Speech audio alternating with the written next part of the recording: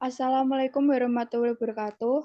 Yang terhormat Ibu Iza Sarirotun Nitswah, selaku dosen mata kuliah Manajemen Operasi dan Inovasi dan teman-teman kelas L sekalian. Perkenalkan saya Putri Margareta, selaku moderator bersama teman saya, ada Elilia, Erika, dan Zidan, selaku presentator. Kami dari kelompok 3 akan membahas materi operasi dan produktivitas. Pada diskusi kali ini diharapkan dapat memberikan pengetahuan dan pemahaman lebih pertama yaitu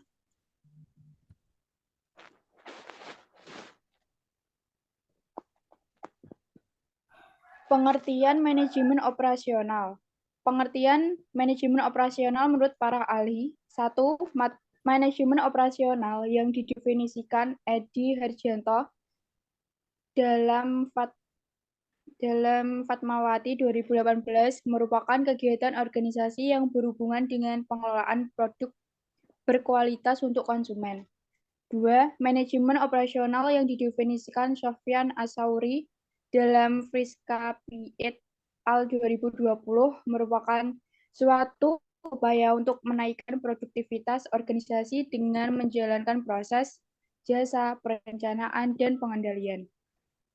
Dan ketiga, manajemen operasional yang didefinisikan Jess Heiser dan Barry Render 2009 dalam Fatah dan Jamil 2022 merupakan suatu aktivitas yang bertujuan untuk memperoleh nilai produk yang berguna supaya dapat menghasilkan laba perusahaan.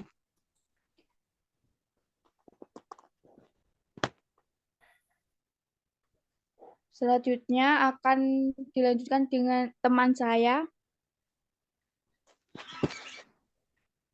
Selanjutnya yaitu pengertian produktivitas, merupakan ukuran yang digunakan untuk mengukur kinerja dari manajemen operasi. Yang kedua merupakan kemajuan dari perubahan dalam proses transformasi sumber daya atau input menjadi barang atau jasa output.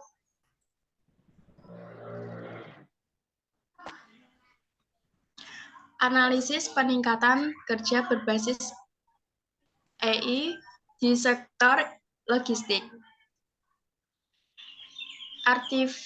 Artificial Intelligence merupakan bidang dalam ilmu komputer yang membuat komputer agar dapat bertindak seperti manusia dengan kemampuan menirukan kerja otak manusia, menurut Pujianta dan Elvani tahun 2013. Contoh pemanfaatan AI dalam bidang kehidupan manusia ialah penggunaan robot yang dilengkapi AI untuk mempercepat proses produksi di suatu pabrik, menurut Russell et al. Tahun 2015.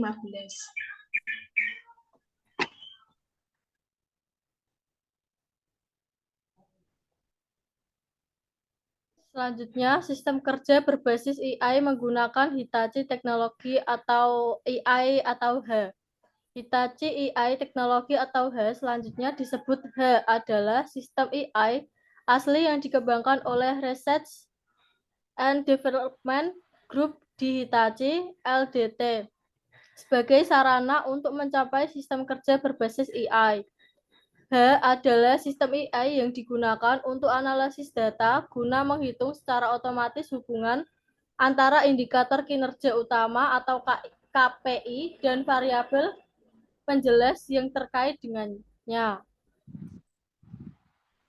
Selanjutnya, penggunaan AI di sektor logistik. Peran AI dalam sektor logistik dan manfaat terhadap teknologi yaitu AI dapat menghemat waktu dan memudahkan aktivitas gudang.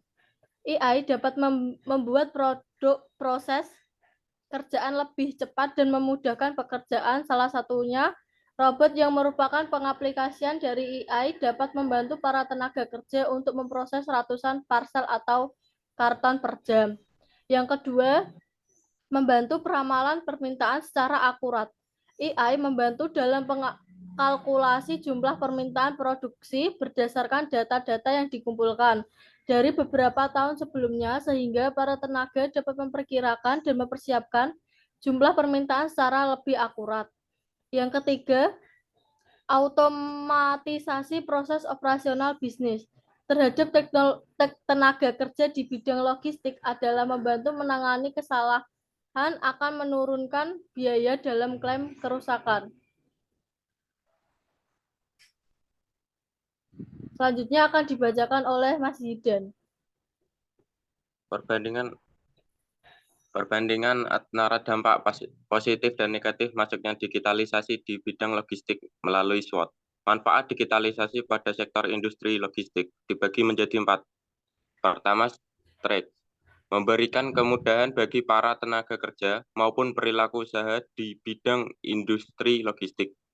Yang kedua, weaknesses, adanya ketertinggalan pengetahuan digital di negara berkembang ketimbang negara maju, sehingga menciptakan ketergantungan.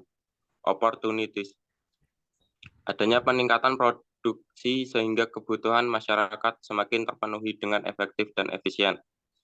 Yang terakhir, threats, adanya pergeseran tenaga kerja manusia menjadi tenaga kerja robotik atau yang dikenal sebagai AI.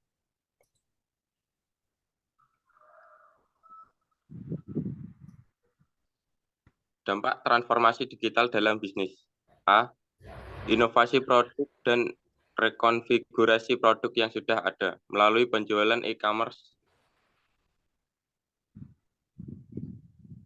Terdapat ribuan dan bahkan jutaan variasi produk yang ditawarkan. B.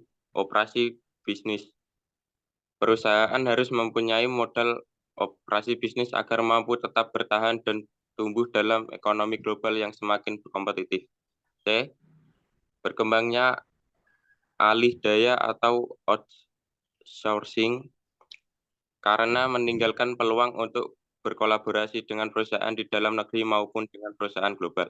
Contoh, bidang transportasi baik di domestik maupun internasional, perdagangan, pengiriman barang, teknologi dan informasi, manajemen dan pemenuhan pesanan.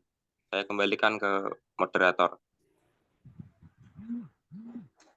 Baik, sekian presentasi dari kelompok 3. Apabila ada salah kata, kami mohon maaf. Waalaikumsalam warahmatullahi wabarakatuh.